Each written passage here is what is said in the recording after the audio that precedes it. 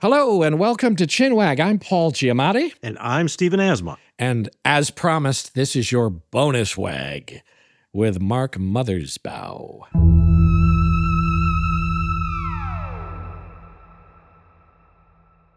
I wondered what you thought about AI, because as a practicing artist, it's impacting. It's funny that it came into the arts when we all thought it was going to create like truck driving, robots, and all of a sudden it's in the arts very fast. Yeah, how much it's moved into the arts all over the place, yeah. But I wonder, the other way of thinking of de-evolution is, as you were suggesting, it's not the religious, like Jack Chick tracts, of the devil, but just that technology is actually going to make us worse off somehow. And that we're dehumanizing because we're getting better with technology. And I'm just wondering, you sound very optimistic. You're one of the few people I've heard that sounds optimistic. That's great. It's great. Well, here's the thing. I mean, it's like we are the unnatural species. We are the one species out of touch with nature. I mean, I read a book back in 1969 called The Population Bomb. And that's what made me decide I wasn't going to bring children onto the planet. Because that book said that by the year 2050, there will be so many humans on the planet, and we will be eating and destroying the planet. There'll be nothing left. And he said by the year 2050, he predicted that planet Earth, to protect itself, will create a virus to kill off humans and save the planet. Oh boy. Oh boy. Yeah. And it's like, I hope he's wrong. I hope that, Yeah. But you're right. I mean, human beings feel like the freak of nature. They feel like the anomalous, like the weird outlier. And I often ask myself, because we developed consciousness, what is the point to consciousness? And then you say to yourself, well, maybe the point to consciousness was to develop AI, which will then do something actually useful for all of us. So maybe AI is actually kind of the positive result of consciousness or something. I don't know. yeah, I was just thinking about this the other day, but I became friends. I wasn't really into don't take this wrong, to actors or producers or directors. And Really? It's a direct attack on you. I know. It's a Easy, direct easy, attack. Mark. Easy, Mark. there were some people I really Yes. liked and I spent time with, like Yes. Dean Stockwell, Russ Tamblyn, Dennis Well, Hopper, and I Well, like them. those are all But- very interesting guys who are real artists. But those when I guys. came out here, they were lost souls, but they were interesting and they were willing to talk to me. So I liked that. One of the people I became friends with was Tim Leary, who I really liked him. I didn't do any drugs, but he and I became pretty close friends. And I remember at one point him showing me something on a computer he was all excited about. It was a therapist. It was some sort of a software that somebody had developed where you could talk to the computer and he would answer questions and ask you questions like a therapist would. And I remember Tim at the time going, oh, this is the beginning of something really amazing that the computer can help elevate, and it's going to help us use our minds in ways that, instead of us sitting there like trying to, work on multiplication, it's going to take, that stuff will all be unnecessary and we're going to go deeper. And I'm like, yeah, whatever, But it's funny because I can remember, because I feel like like you said, Steve, like it's interesting that I always feel like this technology gets developed and the military gets a hold of it and we don't know what the fuck they're doing with it. But then the entertainment world gets a hold of it. And a lot of the time I feel like this stuff gets developed and then it ends up in the hands of like entertainment or criminals. And it's like, and it doesn't really go anywhere great or useful. And I often wonder, like, what is the positive result of it? And it feels like it falls into that thing. But it feels like maybe there is something. I was telling Steve, I just watched this guy, Ray Kurzweil, say, if you can live the next 5 years. If you That's can right. live to 2029. Yeah, he's very optimistic. Yeah, he means it. Posthumanism, yeah. You will live to be 500 years old. If you can live to 2029, you'll make it to 500 years old, because potentially this stuff for medical research and things like that will actually be useful, that it will have sort of a use there, and not just, it won't just solely sort of fall back into just like goofy shit, which it feels like it either falls into goofy shit, or you can make weapons with it, or you can like, you know, use it to like do criminal shit, you know? Maybe in 5 years, we'll all look back at humans from 2020 and we'll go, man, what a bunch of cave people, you know? It feels like, maybe we'll like really, we'll really be disgusted with ourselves now. Yeah, well, it feels like it's happening that fast. Yeah. Here's some pessimism back to you, though, which is if you have AI that takes some of the sort of mundane calculations off of our backs and unburdens us from some of the utilitarian kind of problem solving, then that suggests to a lot of us that, oh, we're going to become better artists and we're going to cultivate the inner space and the mind. But really what happens when people retire is they just watch more TV. They just watch way more TV. And that's sad, but it seems like if you free up humans, they don't take advantage of the freedoms for creativity. They just do something that's kind of like herd mentality. I mean, I hate to sound so down, but... Yeah, well... I mean, you have a band called DEVO. What am I talking about? You know, have you played with AI at all in any genre, like bit. writing? A little bit with the art. Well, here's what you really find out. That the first art that you make on AI, the brain that you're using, the computer that you're using, the algorithm you're using, is all from the brain of somebody that made that software. I mean, and they pulled it off the internet and everything. Right. But it's their concept of how all that stuff fits together. And the more you keep at it and you reject the things that don't relate to what you're trying to get at or that you feel are not what you're looking for, the more you... Because, I mean, first off, you can go in, you've seen the software now, you hit a button, and all of a sudden you go, make a unicorn with a bunny waving his hand, you know? Right, yeah. And then a unicorn comes in and a bunny's sitting there waving its hand. But, you know, it's like, you can do that really basic, stupid stuff, easy, everybody, but it's like learning an instrument or learning any kind of a talent. It's like, you got to keep playing the guitar to get something out of it. You have to keep playing, you know, you have to keep painting more and more paintings to accumulate knowledge and to accumulate techniques and to figure out what you're really trying to do. Right, to kind of even realize what you're capable of, you need to keep doing it. You know, my wife was like working on a presentation for something, and she was having a hard time putting it together. And then she just put the phrases, you know, we got her some software and she put the phrases in and like went, and it spit it back and she goes, oh my God, there it is, there's my presentation. But I mean, you know, but the reality is that to do something deep, you know, in depth with AI, it'll take a while. We're just at the very beginning. It's like, because I got to tell you, the thing that Tim Leary showed me was really dumb by standards of what there is now. It was really very, very simple, but it was the first step. You know, it was the first step. And I think AI in the next year or two is going to, and next 5 years. Yeah. Yeah. But that's interesting because it's like you're saying, it's almost like you're saying it's going to still require human engagement in it, and that it's going to still be like, it's still going to be interface, that we're still going to be engaging with it, that it isn't the singularity, that it isn't like we're done and it's just taking over. That hasn't happened yet, in your opinion. Well, I don't know. I mean, I don't know about that. But what I'm saying is that people can, if you want to own it, more has to come out of you and go into it. Interesting. And you know, I've always been, this book to me is part of a collection. You know, these are 500 images, but there's 70,000 and they look totally different than this.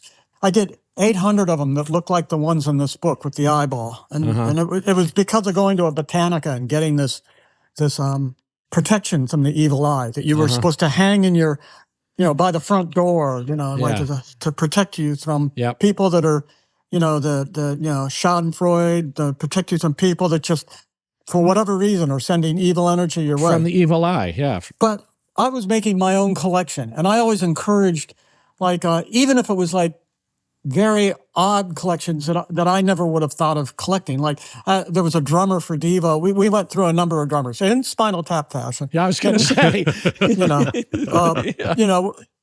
we had one drummer that he collected shot glasses and condoms, not used, just because sure, he was in the band about 25 years ago at a time when condoms were.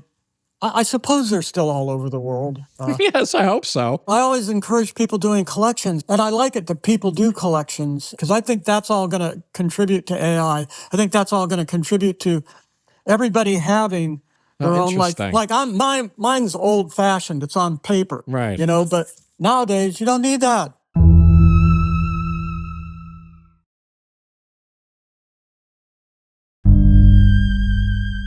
In the book, there's a wonderful section where it's described that what cavemen were doing and what graffiti artists are doing is using these pictographs as a way of communicating. But also, your book is sort of, these kinds of collections, they're clearly therapeutic. You weren't even thinking you were going to show them to people. Like, you were doing them for yourself. Yeah. And then it's hard to know, like, what does the image mean? Like, what does the pictograph mean? Like, we look at these ancient symbols, we don't know what, there's hashtags, we're like, what the hell was that for? And then your own artwork, and Paul and I draw ourselves too, like we draw a lot. It's interesting to think about like the therapeutic aspects of your work and the communication aspects to the audience or whatever.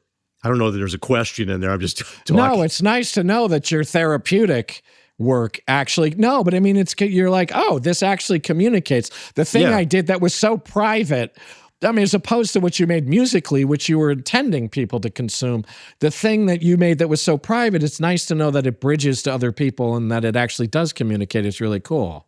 Yeah, I've started taking old imagery and things that I did like 10, 20, 30, 40 years ago. Yeah. And I'm scanning it and I shrink it a little bit. And then I write things where I'm making observations about what that meant to me at the time or what now I think it means, or if I think it still holds true. So I'm kind of working on that stuff still. Do you record your dreams? I mean, this is potentially, this book is kind of a record of your dreams, I suppose, in a way. But do you record your actual sort of dreams, your nightly dreams? Did you ever get up and keep a record of them?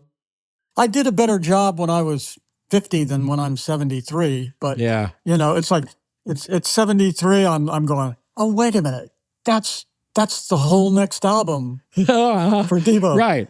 That's interesting. That's our whole next concept. And I go, I really have it strong in I'm going to remember it. And then you wake up the next day and you just remember that you had the idea and you didn't just remember it.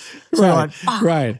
But it's interesting. What you say is so funny. I kept a dream journal for about 20 years on and off. Do you still have it? I do. And it is really curious to see motifs, things that repeat through my dreams are really curious. Like, it's like, why am I always dreaming about being in North Africa all the time? But I always was dreaming about being in North Africa. Why am I always dreaming about a particular kind of tigers and cats and things like that? It's really wild to see how much repetition there is. Did you draw images in this too? Yeah, I did sometimes. Okay. I did sometimes. But I didn't realize it at the time how much repetition there was until I went and looked back at it. And actually, the repetition in your book, like I said, I said at the beginning, but there's something about like the sheer mass of those eyes, the repetition of the eye is really, really, it's almost like in my mind, it's like subliminal, like those flashing images, like in the flicker effect in a movie or something like that. That it's like, yeah, exactly. That it's just like flashing. Oh, that's cool to even open it up like that and see them like that. See them. But I do want to talk to you actually about eyes, because I grew up, my grandfather was Neapolitan. He was born in 1913 when his family came over from Italy. Strawberry, vanilla, and chocolate. Oh, exactly. Thank you. Exactly. He was a strawberry, vanilla, and chocolate kind of guy. And so he came over here, and I grew up with a man in my life, and my father to a lesser extent, who 100%, 10,000% believed in the evil eye. And he was constantly vigilant against it. And he wore all his life a thing called which Italian men, a lot of, maybe women too, but mostly men, wear a thing called a cornicello, which is a horn. Right. Or they wear the mano cornuto, which is the heavy metal horn. They wear those things. And the whole idea being that I think, yeah, exactly. And he would constantly, I would see him, we'd be out somewhere, somebody would say something to him, and he would spit on his hand afterwards, like that. Really? And I would be like, what's up? And he'd be like, Oh, that's a good one. yeah. And he would go, that guy. And he would just be like, he would spit on his hand like that. Because that was the thing. But it's interesting because I didn't actually, because I grew up, that was the tradition of the evil eye as I knew it. Yeah. And it was dead serious. And in a lot of ways, it's funny because it's an Italian male thing where the concern is, because it's all sexual imagery, the horns and all that stuff. Because the concern is I get the evil eye and my mojo's going to dry up. Like that's the big concern. That's the big concern for Italian men. But I didn't know that actually that an eye was actually an effective way of warding off the evil eye. I never knew that actually that countered the evil eye was another eye. I didn't get that. I never knew that. Because you see it I think in other cultures too, it's the eyes that warded off. It's the hands, different hand gestures. Yeah. Italy is the only one that I know where they have the horn and stuff like that. You mentioned briefly, and I think one of the introductory things you write in the book about your mother, who was, you say that she was hillbilly, which I'm not sure what you mean by that. Okay, well, I'll tell you, you're outing me a little bit because that story was fictional. My mother, potatoes. Yeah, with the potatoes. Yeah, it was but that's awesome. Really? So you made that up? That's awesome. Yeah. So you put that in there. See, but that's great. Yeah. I love that you made that up. That's fantastic. Oh, excellent. So that's completely... Now, did you base it on anything real or did you just completely make up? Well, not anything totally real, but I mean, in the sense that there was a lot of superstition, in blue-collar lifestyles. When I was right at the end of the time before I no longer lived with my parents, they went to church every Sunday, and my mom taught Sunday school, and I was kind of less, convinced of religion than they were. And there was somebody at the church that was looking, they're going like, he's about ready to graduate. He's not coming back here. And they said, this couple, slightly older couple, they said, hey, would you and your girlfriend like to have dinner with us? And we're like, well, okay. They said, yeah, we're going to go to a steel workers union hall up in Cleveland. So it's a little bit of a drive, 30-minute drive up there. And there's a thing. We're part of something with a church. And we're like, well, okay, we're getting a free dinner. So we thought that was good. And so we went up with them to this union hall. And I don't know, there were like 300 people there maybe. And they served dinner. Then afterwards, and a guy stood up. He started talking. He started saying, "We are in the end times now. You know that Jesus will be returning to planet Earth very soon, and when he does, we're going to dita. We're going to dita. And I just remember the hair on my arm stood up, and I went, "Oh shit, what's that?" And then he finished, and he sat down, and then someone else stood up.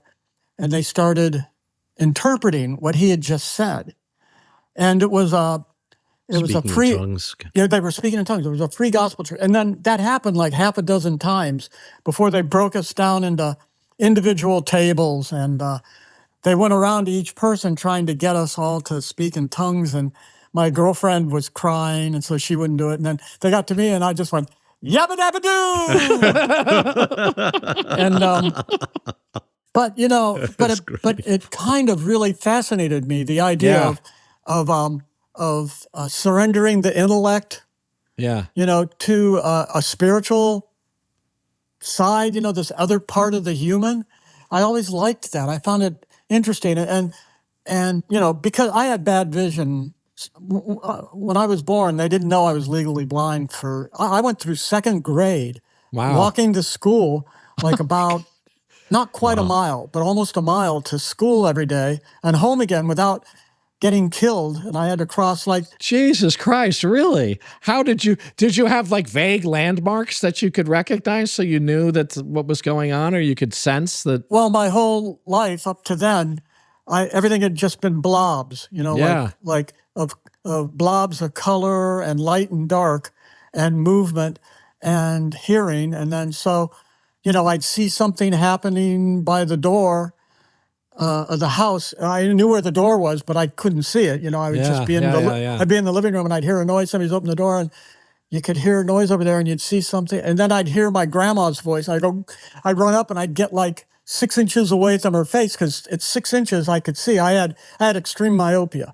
So I could only see 6 inches. And then after that, it was all gone. So that's how you could read too, is you just have to read really close, like when you're learning how to read probably. That's how they, in second grade, this teacher figured out. Yeah, who had been spanking me all year. And back in the 50s, you wore dunce caps if you... Really? If you acted up. You had an actual dunce cap, really? I got to do that, but... It's like medieval. It's literally like medieval. That's got to be like... We had 5 kids that were like, we were all like 3 months apart or something. It was like, we were all really close, really fast. As fast as she could shoot them out, they came out. You know, we were all there. And... So there was, you know, it was overwhelming. And then the idea of one of the kids being blind, nobody ever thought of that. They just thought I was crazy. So that's how I spent all that time. And so I got my brain, I think it's what acid makes your brain do a lot. Interesting. Create shapes out of things and create visions and create stuff. That's interesting. That's why I don't take acid, because I took it a couple times and it was like, I couldn't get off the floor. I just laid there and I was watching like 12 movies going as fast as you could zoom through a movie. I was watching 12 of them at once while going like that. And other things were happening at the same time, and it lasted for days. Yeah. And in a sense, you didn't even really need it. I mean, you kind of had already taken it as a child in some sense, yeah. Yeah, if I needed any kind of drug, that wasn't the one.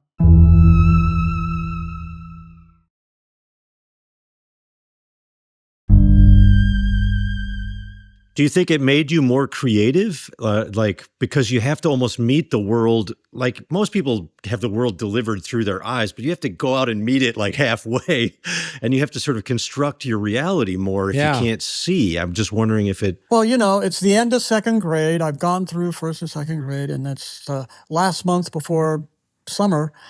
And I walk out of an optometrist with a pair of glasses, and for the first time, I saw clouds. I saw the sun. I'd never seen the sun before. I saw birds in the sky. I'd never seen that.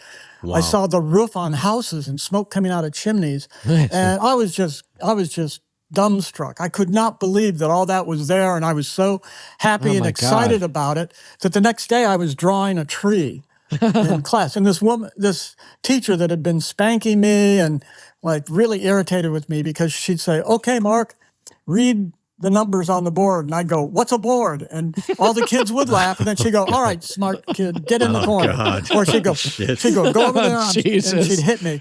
And I'd go, and I just remember thinking, how do those guys know the right answer? Yeah. How do they know what to say? Oh, my God. Oh, my God. That's like Kafka or something. Yeah, it's like, totally. That's terrible. Totally. Yeah, so things just went forward, and eyes always were important for me. Yeah, that's fascinating. There's the sense of like, is your visual component, is that really, because to me it seems like the most reliable, and also the most easily fooled.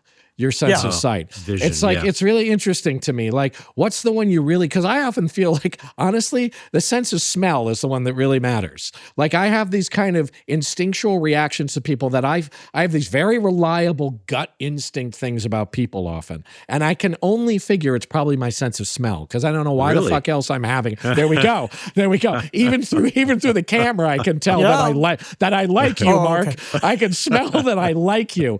And is it, you were deprived of it for so long, and even now, you see well now? You see like everything? 6 months before COVID, I got a cataract operation, and it took away my myopia. Of course, as soon as COVID happened, I was one of the first ones to volunteer to get it. I was a guinea pig to get COVID. Oh, really? And I was working on 2 films and a video game at the same time, and I said, I can't get sick. I have to get these done. Right. And even though things had locked down, and everything. And I waited way too long to go to the hospital. And by the time I went and checked into Cedar, it was like chaos in this place. They were out of control. They didn't have any medicine or anything yet. All they had was what are they called? The ventilators. They just had ventilators. Yeah, intubation. Yeah.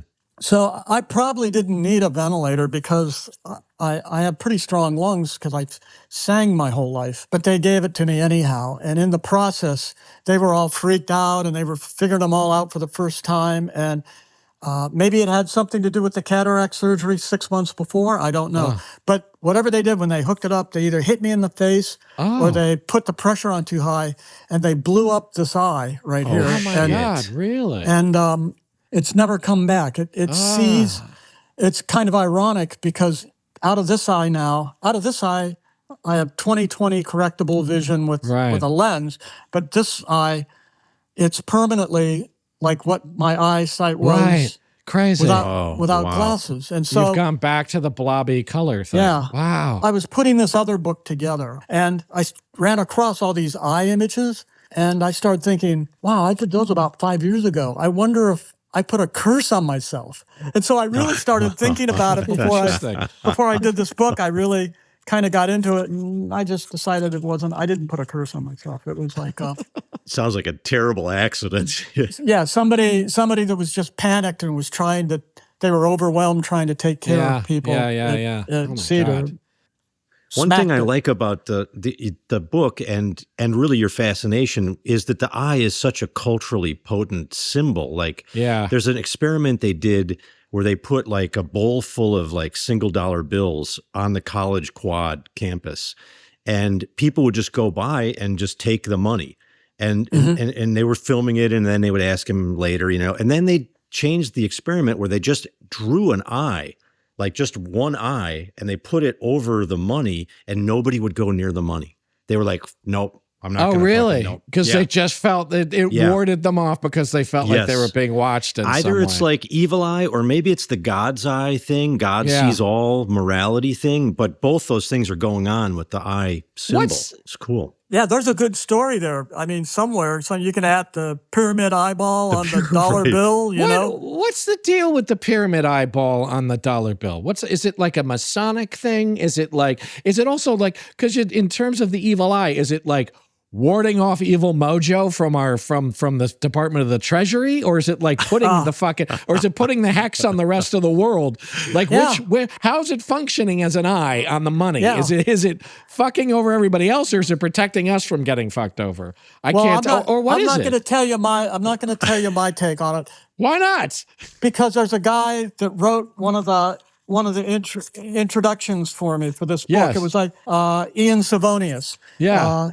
Ian is this brilliant young guy. When I first came out of the hospital with one eye missing, I read a book he wrote called Psychic Soviet, and then one he wrote called Censorship Now. And they were the first books I read, and I really was impressed with his writing. And when I approached him to write a little something for this book, he did. But he wrote this big, longer piece about exactly what you're asking me about right now, about the eye on the... And so this was condensed down because we're going to save that because I have another book coming out in about a year and a half. Okay. And, so I have to wait a year and a half to get the answer. I have to wait a year and a half to get the answer from you.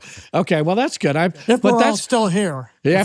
So what is was Psychic Soviet about, like psychic experiments in the Soviet Union and stuff like that? It was all sorts of short stories. And cool. My favorite one being of all of them was his theory about vampires being related to racism. Yeah, it's a very interesting story, and it's worth checking out his book. Yeah, monsters are a lot of times used as like surrogates for racism and like sexism, and it's a very common trope. Yeah, monsters. Well, hey, this is we've covered Mark. a lot of territory, Mark. This was classic Chinwag. This was kind of classic. This was exactly what we like doing. We just had a great Chinwag session with you, Mark. I really, really appreciate it. Yeah. Well, I'm honored to be here. We are super honored to have you here. Yeah, we're big fans. We're fans of the music, and this book is really a huge thing that we Everybody really. should get this beautiful. book. It's great. Yeah, it's a beautiful book. It really is. It's really cool. And I cannot thank you enough for being here. It was really awesome. Well, thank you so much.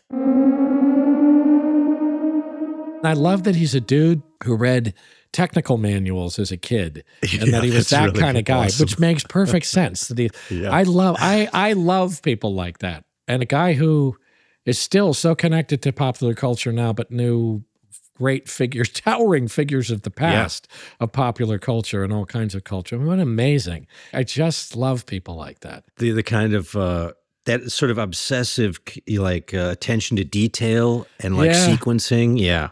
And just a kind of purity of connection to stuff that's just like, there's something really pure and like lovely about it. Yeah, and he was going to basically, like, when we were done chinwagging, he was probably going to start making more art because he does these cards like every day. He draws. That's I gotta do that. Why don't I do that? What's wrong with me?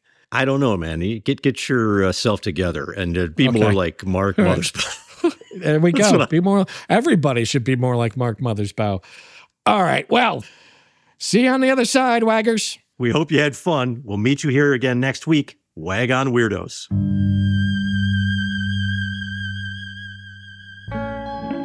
Chinwag is a production of Treefort Media and Touchy Feely Films, hosted and executive produced by Paul Giamatti and Stephen Asma. Executive producers for Treefort are Kelly Garner and Lisa Ammerman. Dan Carey is executive producer for Touchy Feely. Our series producer is Rachel Whitley Bernstein. Original theme music by Luke Top, with additional music by Via Mardot. Oscar Guido is our executive in charge of production. Tom Monahan is head of audio for Treefort. Audio production supervision by Jared Brom and Matt Dyson. Editing and mixing by Jeff Neal. Animation created by Alex Sokol. Research assistance by Aidan Brooks. Lastly, for more information, go to chinwagpod.fm and find us on Instagram or TikTok at chinwagpod or on Twitter at chinwag_pod.